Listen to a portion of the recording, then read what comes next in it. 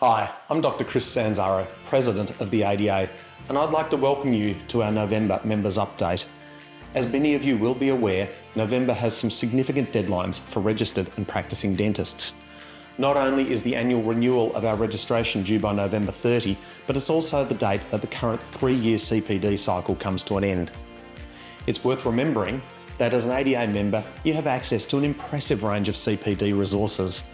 They'll not only help you meet the requirements of your registration, but just as importantly, increase your knowledge, skills, and ideally your passion for dentistry. If you have any questions at all about CPD, the ADA's membership team is more than happy to help out.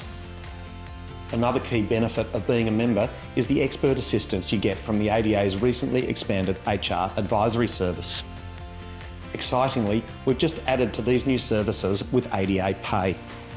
It's a purpose-built payroll, rostering and attendance platform, co-developed especially for the dental profession, with the expert input of our HR partner, Citation Group. If you're a practice owner like me, you'll appreciate how much it could simplify payroll compliance and overall practice admin. It's absolutely worth investigating. On an entirely different note, the ADA's 2025 AGM is coming up on Monday, November 24. You're welcome to attend either in person or online, and I hope you do, because there are a number of key decisions which will need your input as a member.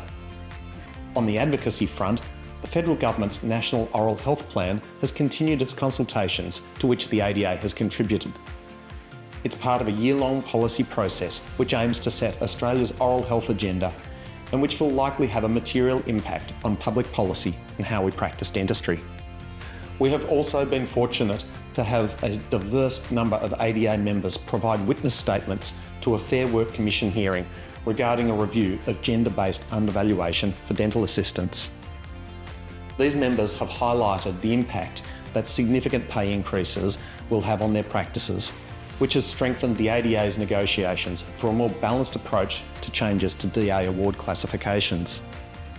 Finally, it was exciting to host a President and Vice President forum with involvement from ADA's state branches, with passionate ADA representatives working collaboratively to ensure the ADA is a future-fit association for all members. While it's early days yet, the signs of success are promising, and I'm confident the ADA can continue to be the leader of the dental profession and work effectively on behalf of its members.